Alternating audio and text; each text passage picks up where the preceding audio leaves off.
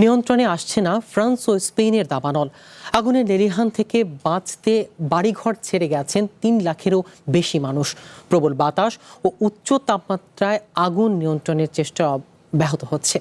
এই কঠিন পরিস্থিতিতে ক্ষতিগ্রস্তের পাশে থাকার বার্তা দিয়েছেন পোপ চতুর্দশ লিও। দাবানল নিয়ন্ত্রণে প্রার্থনার আহ্বানও জানান তিনি। দাবানলের কারণে ফ্রান্সের জিদে অঞ্চল ও বোর্দো শহরের আশপাশের কয়েকটি এলাকা থেকে আরও অন্তত ৫৫,০০০ মানুষকে নিরাপদ স্থানে সরিয়ে নেওয়া হয়েছে। কেবল এই অঞ্চলেই এখন পর্যন্ত বাড়িঘর ছেড়েছেন ২,২০,০০০-এর বেশি মানুষ। পরিস্থিতি নিয়ন্ত্রণে কাজ করছেন ফায়ার সার্ভিসের কর্মীরা। আগুন নেভাতে গিয়ে এ পর্যন্ত আহত হয়েছেন অন্তত ৬৮ জন ফায়ার ফাইটার।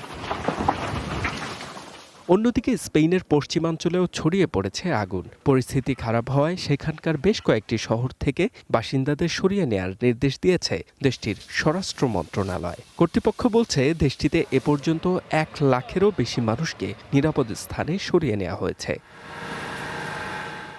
তবে এর মধ্যেও কিছুটা স্বস্তির খবর পাওয়া গেছে ফ্রান্সের লদে অঞ্চল থেকে। সেখানে আগুনের তীব্রতা কিছুটা কমে আসায় বিস্কারোস শহরের অন্তত ৩,০০০ বাসিন্দাকে নিজ নিজ এলাকায় ফেরার অনুমতি দেওয়া হয়েছে। এদিকে এক প্রার্থনায় অংশ নিয়ে এই দুর্যোগ নিয়ে কথা বলেন পোপ চতুর্দশ লিও। ফায়ার সার্ভিস ও জরুরি উদ্ধারকারীদের জন্য বিশেষ প্রার্থনার আহ্বান জানান তিনি। সাম্প্রতিক দিনগুলোতে ফ্রান্স ও স্পেনের বিভিন্ন এলাকায় ছড়িয়ে পড়া দাবানলে ক্ষতিগ্রস্তদের প্রতি গভীর সমবেদনা জানাচ্ছি। ক্ষতিগ্রস্ত পরিবারগুলো এবং জীবন বাজি রেখে উদ্ধার কাজ চালানো জরুরি কর্মীদের জন্য সবাইকে প্রার্থনা করার আহ্বান জানাচ্ছি।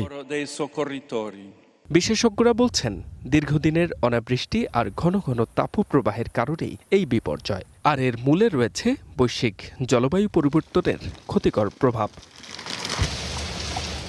H M Ataullah, one international desk.